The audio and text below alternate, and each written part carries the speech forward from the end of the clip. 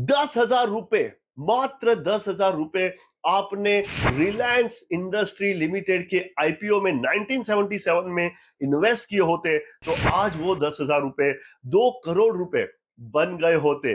दोस्तों, भारत की सबसे बड़ी कंपनी रिलायंस इंडस्ट्रीज आज अपने सबसे ऊंचे मुकाम पे है, सबसे ज्यादा मार्केट कैप पे है। तो आपके पोर्टफोलियो का आरआईएल क्यों पार्ट होना चाहिए, और आरआईएल के बिजनेसेस एक्चुअली में क्या क्या है, और आने वाले समय में रिलायंस के क्या प्लान्स है, देखेंगे हम आज के इस वीडियो में। इस वीडियो को ज्यादा से ज्यादा लाइक्स मिलने चाहिए, क्योंकि हमने बहुत ही अच्छा एनालिसिस इस वीडियो में आपको दिया है। और अगर आप चैनल पे नए हैं तो इस चैनल को सब्सक्राइब कीजिए। तो क्यों आरआईएल आपके पोर्टफोलियो का पार्ट होना चाहिए? सबसे पहला रीजन, आरआईएल भारत की सबसे बड़ी कंपनी है। आरआईएल ने पिछले 47 ईयर से कंसिस्टेंट रिटर्न दिए हैं। और दोस्तों, आज ऐसी कंपनियां नहीं चलती है जो बहुत स्ट्रांग होती है, लेकिन ऐसी कंपनियां चलती है जो एडेप्टेबल टू चेंज होती है, जो समय के अनुसार अपने आप को बदलती रहती है और बहुत ही एग्रेसिवली चेंज होती है। रिलायंस ने अपने ट्रेडिशनल बिजनेस के अलावा बहुत सारे नए नए बिजनेसेस स्टार्ट किए हैं। आज रिलायंस टेलीकॉम में है, रिटेल में है, ऑयल एक्सप्लोरेशन में है, मीडिया में है। तो बहुत सारे नए नए बिजनेसेस कंपनी ला रही है, और ग्रीन एनर्जी में भी कंपनी बहुत ज्यादा इन्वेस्टमेंट करने जा रही है। तो ये बहुत सारे रीजन है रिलायंस में आपको इन्वेस्ट करने के। दोस्तों, यहाँ पे हम आरआईएल यानी रिलायंस इंडस्ट्री लिमिटेड की बात कर रहे हैं। अब यहाँ पे जियो फाइनेंशियल सर्विसेज, रिलायंस पावर, दूसरे कॉन्ग्लोमरेट के दूसरी जो कंपनियां हैं उसकी बात नहीं कर रहे हैं। और जियो फाइनेंशियल सर्विसेज के परफॉर्मेंस पे हमने पूरे का पूरा दूसरा वीडियो बनाया हुआ है। अगर वो वीडियो आपने नहीं देखा है तो वो वीडियो आप जरूर देखें। रिलायंस इंडस्ट्री लिमिटेड में इन्वेस्ट करने का दूसरा फायदा यह है कि आपको डाइवर्सिफिकेशन का बेनिफिट अपने आप मिल जाता है। ऐसी बहुत कम कंपनियां मार्केट में है जो आपको डाइवर्सिफिकेशन का बेनिफिट देती है, क्योंकि रिलायंस बहुत सारे अलग अलग सेक्टर में, बहुत सारे अलग अलग बिजनेसेस में ऑपरेट करती है। तो उनका सेक्टर स्पेसिफिक रिस्क या बिजनेस स्पेसिफिक रिस्क बहुत ही कम है। रिलायंस रिटेल में भी है, रिलायंस टेलीकॉम में भी है, रिलायंस पेट्रोकेमिकल्स में भी है। तो अगर आप रिलायंस में इन्वेस्ट करते हो तो आपको बहुत ज्यादा डाइवर्सिफिकेशन का बेनिफिट मिलता है और आपका रिस्क कम हो जाता है। और एक रीजन ये है कि रिलायंस जिस बिजनेस में भी है उस सब बिजनेस में रिलायंस नंबर 1 पे है। रिलायंस रिटेल में नंबर 1 पे है, रिलायंस टेलीकॉम में नंबर 1 पे है, रिलायंस पेट्रोकेमिकल्स और रिफाइनरी में भी नंबर 1 पे है, रिलायंस मीडिया और एंटरटेनमेंट में भी नंबर 1 पे है। और दोस्तों, अपने सेक्टर में जो कंपनी नंबर 1 पे होती है, जो कंपनी मार्केट लीडर होती है, वो बाकी सब कंपनियों को दिशा देती है, उन सब कंपनियों को गाइड करती है। और वो सेक्टर कैसे आगे बढ़ेगा वो कंपनी, वो मार्केट लीडर डिसाइड करती है। दूसरा, कोई भी कंपनी मार्केट लीडर वैसे ही नहीं बन जाती।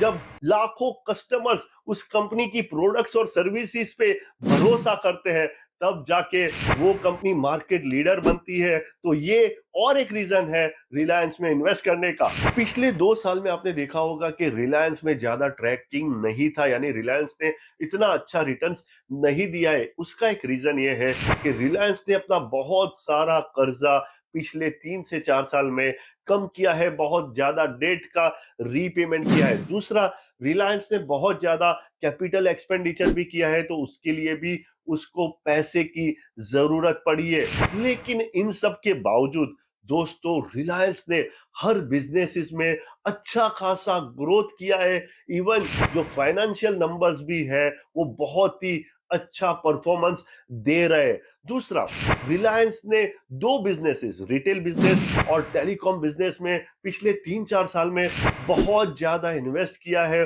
और इसका अनलॉकिंग का अभी टाइम आ गया है। यानी जो इन्वेस्टमेंट पिछले 3-4 साल में रिलायंस ने किया है उसको मोनेटाइज करने का, उस पे रिटर्न्स कमाने का समय आ गया है। और दोस्तों रिलायंस का जो रिटेल का बिजनेस है और जो टेलीकॉम का बिजनेस है, ये दोनों बिजनेसेस मेन कंपनी से आरआईएल से कभी भी अलग हो सकते हैं, यानी इन दोनों बिजनेसेस का कभी भी डीमर्जर हो सकता है। और डीमर्जर होने से इन्वेस्टर्स को बहुत ज्यादा फायदा हो सकता है। इन्वेस्टर्स को डीमर्जर से इन दोनों कंपनियों के ट्रू पोटेंशियल को अनलॉक करने की अपॉर्चुनिटी मिल सकती है। और रिलायंस ने ग्रीन एनर्जी सेक्टर में बहुत ज्यादा इन्वेस्टमेंट किया है और ग्रीन एनर्जी सेक्टर आने वाले समय में गेम चेंजर बनने वाला है। रिलायंस और अडानी जैसी कंपनियां ग्रीन एनर्जी से बहुत ज्यादा ग्रो होने वाली है, तो यहां पे भी आपको अच्छे खासे रिटर्न्स मिल सकते हैं। दूसरा, रिलायंस जब कभी भी नए सेक्टर में एंटर हुई है तो उस सेक्टर को रिलायंस ने हमेशा डिसरप्ट किया है, क्योंकि रिलायंस की एग्जीक्यूशन कैपेबिलिटी बहुत ही ज्यादा अच्छी है। उसने जब 5G को रोल आउट किया तो वो रोल आउट सबसे ज्यादा फास्ट किया। तो ये बहुत सारे और रीजन है रिलायंस में इन्वेस्ट करने के। लेकिन एक चीज जो रिलायंस को बाकी सब कंपनी से बहुत ही आगे लेके जाती है, वो है उस कंपनी के टॉप मैनेजमेंट का विजन, मिशन, इंप्लीमेंटेशन और एग्रेशन। हाँ दोस्तों, रिलायंस का जो टॉप मैनेजमेंट है उसका विजन बहुत ज्यादा स्ट्रांग है, तभी रिलायंस एक ट्रेडिशनल बिजनेस में से एक न्यू एज कंपनी बन पाई। दुनिया में इतने ज्यादा पॉलिटिकल चेंजेस आए, इतने ज्यादा मार्केट के अप डाउन्स आए, उस पर भी रिलायंस ने बहुत ज्यादा रिटर्न्स दिए हैं। और आप पिछले 10 साल के रिटर्न सिर्फ निकाले तो रिलायंस ने 20% का सीएजीआर दिया है। ये सब रिलायंस के टॉप मैनेजमेंट के स्ट्रॉन्ग विजन के चलते हुआ है। रिलायंस का जो लास्ट ईयर रेवेन्यू था वो 9,74,000 करोड़ का था, जिसमें से 3,40,000 करोड़ सिर्फ एक्सपोर्ट था। यानी रिलायंस सिर्फ इंडियन मार्केट पे डिपेंडेंट नहीं है, रिलायंस एक ग्लोबल कंपनी है और ग्लोबल फॉर्च्यून कंपनीज के लिस्ट में उसका 88th रैंक आता है। मुकेश अंबानी ये चाहते हैं कि आने वाले समय में रिलायंस दुनिया की टॉप 10 कंपनीज में आ जाए। रिलायंस का जो टोटल रेवेन्यू है उसमें से 61% रेवेन्यू पेट्रोकेमिकल के बिजनेस से आता है, 25% रेवेन्यू रिटेल के बिजनेस से आता है और 10 to 12% रेवेन्यू उसका टेलीकॉम के बिजनेस से आता है। 2 से 3% रेवेन्यू उसका न्यूज एंड ब्रॉडकास्टिंग और ऑयल एक्सप्लोरेशन के बिजनेस से आता है। लेकिन टेलीकॉम का जो बिजनेस है उसका प्रॉफिट के कंट्रीब्यूशन में, यानी उसका इबिटडा दूसरे बिजनेसेस के कंपैरिजन में ज्यादा है।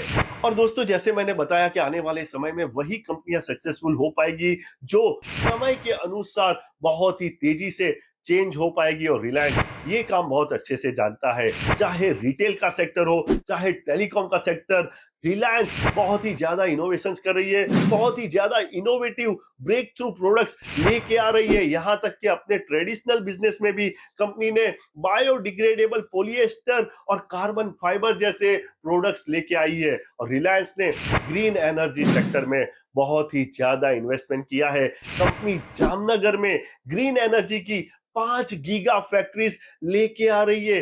कंपनी यहां पे इलेक्ट्रोलाइजर भी बनाएगी, सोलर सेल भी बनाएगी और ग्रीन हाइड्रोजन भी बनाएगी। यानी ग्रीन एनर्जी सेक्टर में कंपनी का बहुत ही ज्यादा ग्रोथ होने वाला है और यहां से भी इन्वेस्टर्स को अच्छे खासे रिटर्न्स मिल सकते हैं। तो दोस्तों, इस वीडियो में हमने देखा कि रिलायंस जो भारत की सबसे बड़ी कंपनी है, उसने पूरे के पूरे भारत के स्टॉक मार्केट को कैसे हिला के रख दिया है, कैसे कंपनी कंसिस्टेंटली अच्छे रिटर्न्स दे रही है और क्यों इन्वेस्टर्स को रिलायंस में इन्वेस्टमेंट करना चाहिए और रिलायंस के आने वाले समय में क्या प्लान्स है। इस वीडियो को ज्यादा से ज्यादा लोगों के साथ शेयर कीजिए, जिससे इन चीजों के बारे में सबको पता चले। अगर वीडियो पसंद आया है तो इस वीडियो को लाइक कीजिए और चैनल पे नए हैं तो हमारे चैनल को सब्सक्राइब कीजिए। अपडेटेड रहिए, इन्फॉर्म्ड रहिए, क्योंकि दुनिया बदल रही है।